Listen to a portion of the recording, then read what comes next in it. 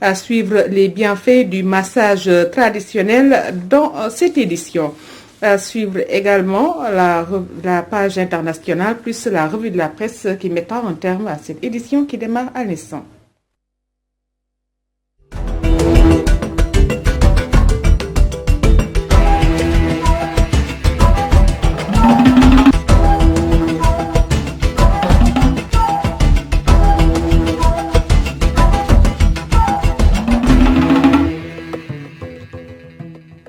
Bonjour à toutes et à tous. Après plusieurs jours de pilonnage, l'armée sénégalaise a fait tomber des combattants indépendantistes de leur base. Des opérations de sécurisation lancées le 25 janvier dernier ont permis aux soldats de l'armée sénégalaise de déloger les occupants armés des 4 bases stratégiques situées dans les zones frontalières des régions de Ziguinchor et Sédhiou, suivant les explications du lieutenant-colonel Mathieu Diogoysen au micro d'Amadi Khalilou Diémé. Appelé tout à l'heure le commandant de zone, depuis le 25 janvier passé, mon bataillon était au premier échelon pour la conquête de Badion. Donc comme vous pouvez le constater, Badion a été conquis le 1er février passé. Et les résultats que vous voyez autour de vous, si vous pouvez voir, d'abord on a trouvé ici, il y a eu quand même une petite résistance par rapport aux individus armés. Et après ils ont cédé le terrain. Donc on a pu récupérer de l'armement, des munitions, du matériel d'intendance, de la logistique et également des médicaments qui servaient un tout petit peu pour eux de poste de santé. Pour l'armement, on a reçu quand même on a saisi des B10, des mortiers, des canons de B10, des munitions, des roquettes RPG, des munitions de 7,62 sur bande et en vrac. On a récupéré des munitions de 12,7. On a récupéré des armes comme un M203 lance-grenade. On a récupéré également des FAMAS, des fusils d'assaut FAMAS, des motos Jakarta, 3 motos Jakarta et une quinzaine de vélos pédales, plus 5 calèches, des charrettes qui étaient utilisées pour le déplacement de certains matériels.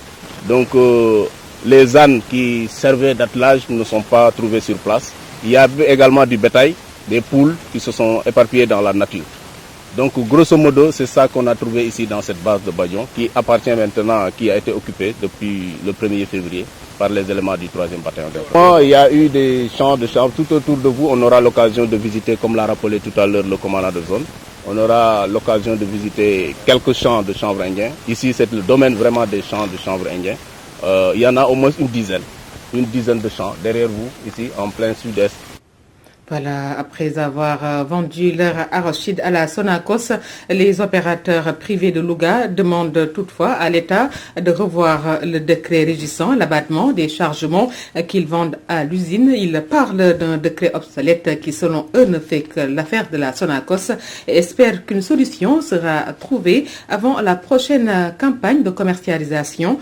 Suivant les explications du secrétaire général des opérateurs privés des secours de Louga, il s'appelle Adama Cissé, ces propos recueillis par Omar Kairé. Bon, ce décret, comme l'a dit le président, ça date depuis 1960.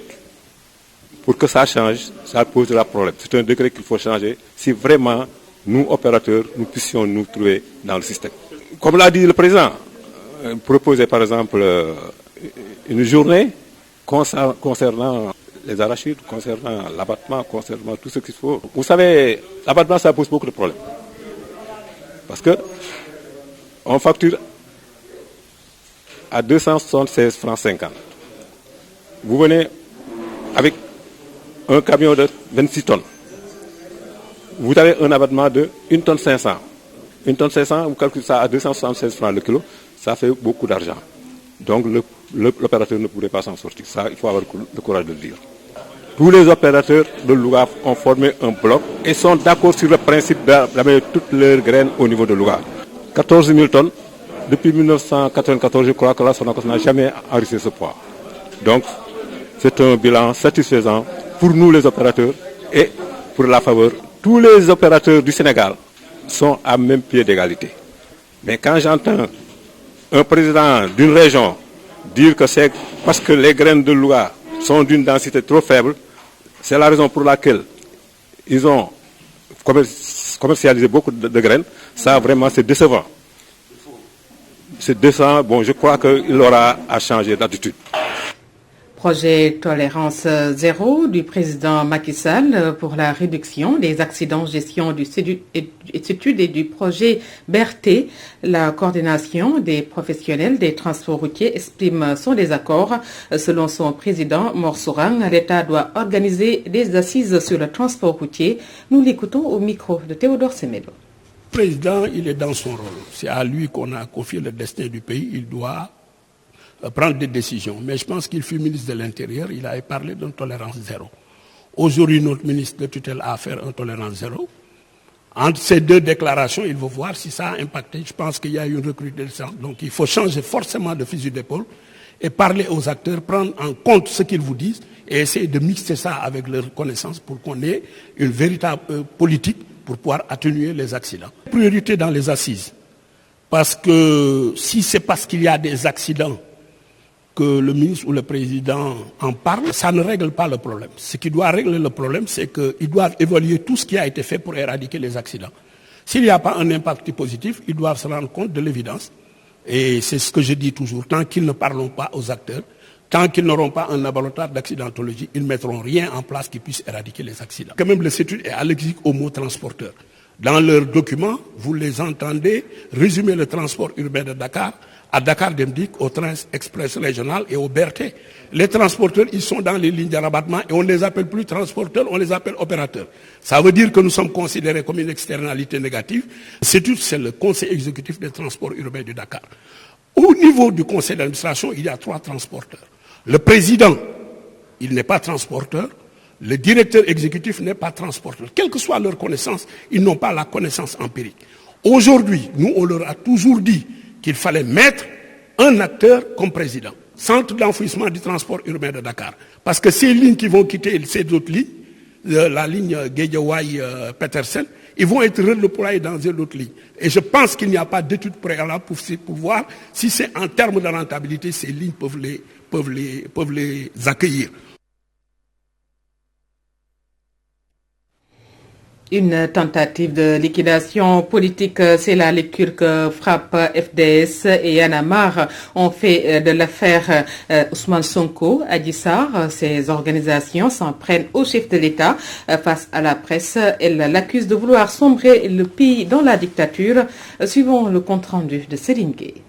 Le leader de PASTEF, Ousmane Sonko, cité dans une histoire de mœurs, le mouvement Y'en a marre, les FDS et FRAPP France Dégage soupçonnent une tentative de liquidation politique. Après avoir éliminé arbitrairement et emprisonné Karim Wade et Khalifa Ababakar Sall, nous soupçonnons que le président Macky Sall cherche aujourd'hui à s'appuyer sur ce dossier judiciaire pour empêcher de façon odieuse et lâche un leader de l'opposition d'être candidat à la présidentielle de 2024. Ils annoncent d'ailleurs de riposter contre le président de la République Macky Sall, qui selon eux veut sombrer le pays dans une dictature.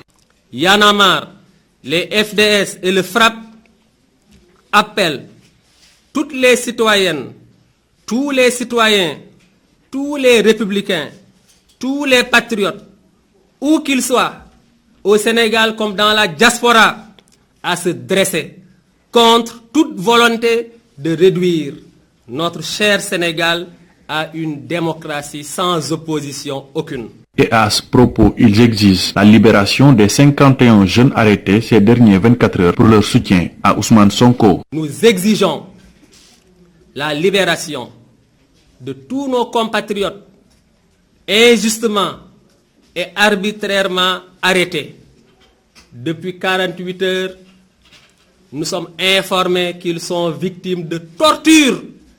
Cela est inacceptable dans un état de droit. Ces 3 entités qui ont récemment gelé leurs activités dans le collectif No Lank se sont retrouvées au siège de FRAPP France Dégage où ils ont fait face à la presse. Et puis, nous vous l'annoncions dès l'entame à l'Assemblée nationale qui est sous haute surveillance en ce moment. Les membres du bureau et ceux de la commission des lois sont convoqués pour lancer la procédure de levée de l'immunité parlementaire de Ousmane Sonko. Voilà, Abdou Khoudoss Diallo qui est sur place nous a informé qu'un important dispositif sécuritaire a été mis en place par les forces de l'ordre. Affaire suite Boti, parlons-en toujours. Pastef de Sédhiou met en garde l'État contre toute tentative de déstabilisation de Ousmane Sonko. Écoutons à ce propos Atap Sané au micro de Lamine Bayo. Voilà pourquoi Macky Sall doit comprendre que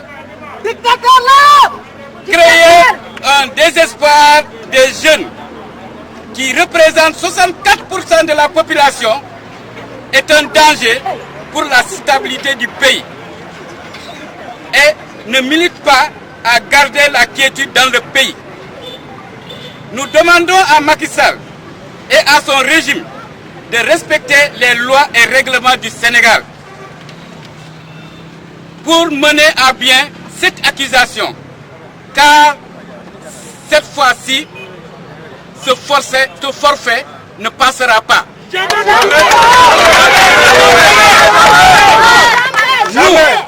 Nous, le département de Bounkiling, nous ne serons pas moins patriotes que Ousmane Sonko. Sonko. Qui a perdu son emploi pour nous, qui a engagé sa vie pour nous. C'est pour cette raison que nous demandons aux hommes de justice, à la société civile, à la justice sénégalaise, à l'opinion internationale de protéger la démocratie sénégalaise qui est en train de reculer selon Transparency International. C'est ça. Macky Sall ne doit pas faire moins que Abdoulaye Wade. UGB, les étudiants du PASTEF se solidarisent avec Ousmane Sonko. Ils déplorent les agissements dont est victime leur mentor. Amadou Badji a parlé au nom de ces étudiants au micro de Gabriel Barbi. Nous lançons un appel. Ce n'est même pas un appel, mais nous mettons en garde Macky Sall en lui disant que ce pays-là ne lui appartient pas. Ce pays-là appartient à tous les Sénégalais. Et qu'aujourd'hui, s'il veut atteindre Ousmane Sonko, s'il veut le tuer, parce que c'est ça son objectif premier, il va falloir que Macky Sall passe par nos cadavres d'abord, afin qu'il atteigne à Ousmane Sonko. On ne va pas se laisser faire. Trop c'est trop. Trop c'est trop. Et l'heure est grave. Parce qu'il est dans ce carnaval-là. Son objectif est de liquider et qu'il n'y ait aucune opposition, afin qu'il dirige de manière monarchique ce pays. Et là, je vous le dis, la jeunesse qui est là, le peuple sénégalais. Parce que ce débat-là, cette affaire-là dépasse l'entendement, dépasse PASTEF, le cadre PASTEF. C'est notre démocratie qui est mise en jeu. Macky Sall veut hypothéquer, il veut bousiller, il veut remettre en cause la démocratie sénégalaise qui a été établie et bâtie par des personnes dignes. Il n'était même pas président lui, il n'était même pas présent. Et donc aujourd'hui, on ne va pas lui laisser faire. Nous allons préserver cette démocratie parce que la démocratie voudrait qu'il y ait une opposition et un gouvernement. Oui. Nous lançons un appel à tous les leaders d'opinion dans ce pays. Tous les leaders d'opinion, nous leur lançons un appel en leur disant Macky Sall est en train de mener le pays dans une guerre civile. Et c'est à eux de prendre les responsabilités et de dire non. Notre appel s'adresse directement aux chefs religieux, aux chefs coutumiers, qu'ils se prononcent afin que Macky Sall puisse se replier. Parce que le pays là ne lui appartient pas. Les partisans d'Ousmane Sonko de la commune de Kartiak sont montés au créneau ce mercredi au cours d'un point de presse tenu à Bessir, localité d'origine des parents du leader de PASTEF. Ils ont dénoncé une tentative honteuse de liquidation d'un digne fils de la zone. Aliou Kamara, leur porte-parole, s'est exprimé au micro d'Amadi Khalilou Diémé. Une série d'actes a été posée par le régime en place. Il s'agit d'abord de la radiation du président Sonko de ses fonctions d'inspecteur, la descente des forces de l'ordre au domicile du président à Ziguinchor et chez le frère Seydina Badji, l'assassinat de Mariama Sagnan, les menaces de dissolution du parti après l'éclatant succès de la levée de fonds. En considérant ces faits de façon isolée ou combinée, nous comprenons aisément que cette affaire que nous avons suivie avec sérénité du début jusqu'ici est tout simplement une cabale honteusement et minablement montée contre un des plus sérieux et potentiels successeurs de Macky Sall. À cet effet, les Sénégalais et les Sénégalaises ont l'obligation de se mobiliser pour barrer la route à ce système pour plusieurs raisons. La première, défendre et protéger ce noble métier qui est la santé et toute autre activité qui a trop subi par la malgouvernance. La seconde, nous devons à tout prix nous opposer à l'utilisation de la justice à des fins personnelles, situation grave aux conséquences socio-économiques assez drastiques. Voilà pourquoi nous lançons un appel aux différents acteurs impliqués dans cette affaire, à savoir le président de la République, le ministre de l'Intérieur, le ministre de la Justice et le procureur à se ressaisir pour repeindre positivement leur image qui a fini par s'inscrire dans la vie de la nation et tôt ou tard, cette affaire sera racontée au passé. Aux forces de l'ordre et de sécurité, nous les appelons à plus de professionnalisme car cette lutte n'est pas une lutte pour la protection d'indemnités, mais pour sauver l'avenir des futures générations qui est entre les mains d'un système prêt à tout pour les sacrifier. Ainsi, nous condamnons avec la dernière énergie les arrestations des frères Lamine Badji et Richard Djemé et compagnie, dont nous exigeons la libération sans condition. Nous déplorons également l'implication de l'armée qui n'a pas sa raison d'être et mettons en garde contre toute bavure.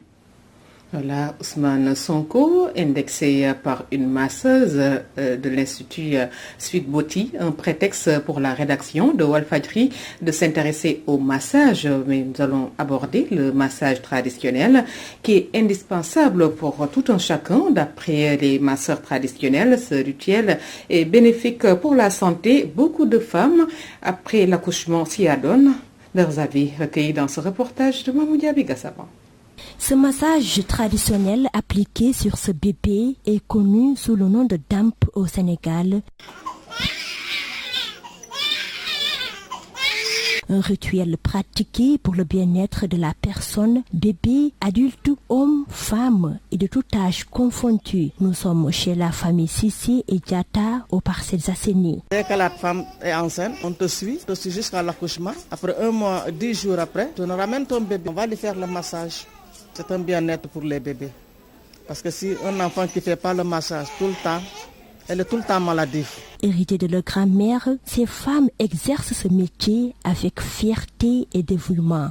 Ici, on reçoit tous les malades qui viennent se faire masser. Toute personne qui ressent des douleurs corporelles, une fois ici, nous allons bien lui masser. Mais si c'est une fracture des os, nous allons lui demander d'aller à l'hôpital pour se faire soigner. Nous massons des femmes qui viennent d'accoucher, les nouvelles mariées et même les hommes. En ce qui concerne le massage traditionnel, nous comptons l'exercer pour toujours. La façon dont nous massons les clients est différente. Beurre de karité, tulukuna et feuilles de plantes sont des produits de base pour ce traitement. Ça marche parce qu'on fait ça avec de l'eau chaude et des plantes. Avec le beurre de karité, plus le tulukuna. Voilà, il y en a qui préfèrent le massage traditionnel, il y en a ceux qui préfèrent le massage moderne. Venu accompagner sa fille enceinte, Fatou Sen se réjouit les bienfaits de cette pratique traditionnelle. Je suis venue ici pour accompagner ma fille enceinte car le massage traditionnel est trop bon pour la santé humaine. À chaque fois qu'elle tombe enceinte, elle vient ici pour suivre des traitements. Même après l'accouchement doux, intense, puissant et rythmé, le damp est une des techniques de massage africain. Il s'agit d'un rituel de bien-être sur mesure adopté à chaque personne qui agit sur le physique et le mental en éveillant tous ses sens. Maman Diaby Gassama, lors du Conseil des ministres du 3 février 2021, le président Macky Sall a demandé une réglementation des réseaux sociaux. Pour certains Sénégalais, c'est une manière de restreindre les libertés d'expression et que le chef de l'État va ainsi avoir une totale maîtrise, surtout un reportage de Adjine Kounaye. Réglementer les réseaux sociaux, c'est la volonté affichée par le chef de l'État. Macky Sall a demandé au gouvernement de s'y atteler. Seulement, cette mesure annoncée ne fait pas l'unanimité. On a le droit quand même, mais il ne faut surtout pas que le chef de l'État se casse derrière cette réglementation pour supposer limiter les dérives en nous privant de notre liberté d'expression. Ça, nous ne l'accepterons jamais, qu'il nous laisse ce qui est à nous. Une belle occasion d'avoir une certaine maîtrise sur l'opinion publique, selon Bassirou. Si c'est pour une bonne cause, je l'accepte. Dans chaque chose, on doit prendre ce qui est bon et rejeter ce qui ne l'est pas. Ce que je crains, il va avoir la même mise sur tout ce qui bouge, qui laisse au moins la population jouir de leur indépendance. Trouvé au rond-point J2, Omar estime que si c'est pour mieux encadrer l'espace et éviter certains excès, c'est à saluer. Les réseaux sociaux, il ne faut pas que chacun ait la liberté de dire tout ce qui lui vient à l'esprit. Ça doit être vraiment quelque chose de positif, quelque chose qui doit construire des idées, en fait, pour ceux qui sont en face ou bien ceux qui sont au niveau de leur smartphone pour essayer de regarder certaines de leurs informations. Chacun est en tendance de faire ce qui l'arrange. Si c'est pour régulariser, en essayant de faire filtrer certaines informations qui auront des effets négatifs dans la stabilité du pays, ça je suis d'accord avec. Si c'est pour essayer de camoufler l'opinion publique, ça je ne suis pas d'accord. Pour Nongo, les priorités sont ailleurs. Assis sur son scooter, l'air pensif, ce jeune homme souligne que l'État doit plutôt se préoccuper des maux de la société. Ce qu'on vit en cette période, c'est très dur, surtout avec ceux qui travaillent la nuit. Et je pense que Macky Sall, en tant que président, doit jeter un regard sur la préoccupation des Sénégalais au lieu de se baser sur des futilités. Grâce à ses représentants, il doit être forcément dans le bain. Pour moi, c'est l'essentiel. Au Sénégal, les réseaux sociaux sont de plus en plus utilisés, surtout par la jeunesse. Et cette dernière n'apprécie pas la volonté du gouvernement de réglementer ce monde virtuel. Pour la plupart des Sénégalais rencontrés, l'objectif est de restreindre la liberté d'expression. Une note de santé dans ce journal, c'est bien évidemment le bilan du Covid-19 ces dernières 24 heures. 393 nouvelles contaminations, dont 304 infections issues de la transmission communautaire sont détectées. 12 personnes ont malheureusement perdu la vie. 56 cas graves sont en réanimation selon le communiqué du ministère de la Santé et de l'Action sociale. La restauration, un secteur à genoux à cause de la pandémie, paralysé par les restrictions, les restaurateurs déplorent leur demande sans suite d'autorisation de circuler pendant le couvre-feu pour livrer des commandes. N'est-ce pas, Adama Diallo? C'est la période des vaches maigres pour les restaurateurs. Beaucoup d'entre eux survivent grâce aux services de vente à emporter ou les livraisons à domicile, une activité stoppée par le couvre-feu. Bon, à la base, il faut noter d'abord au tout début que le couvre-feu, ce n'est pas une très bonne décision. Parce que déjà, le Sénégal fait partie des PMA, c'est-à-dire les 25 pays les moins avancés au monde. Donc du coup, ça a des répercussions économiques très mauvaises. Donc voilà, donc c'est un peu compliqué. Parce que déjà, les ventes, donc on a une légère baisse des ventes et tout. Enfin, c'est un peu compliqué. Tu vois ce que je veux dire. Économiquement, ça le fait pas. Franchement, économiquement, ça le fait pas. Il y a beaucoup eu dans les entreprises des licenciements et tout. Voilà, donc on peut pas faire des livraisons le soir. Ces acteurs économiques se désolent que leur demande d'autorisation pour livrer aux heures du couvre-feu reste sans suite. Oui, on a procédé à une demande via Internet.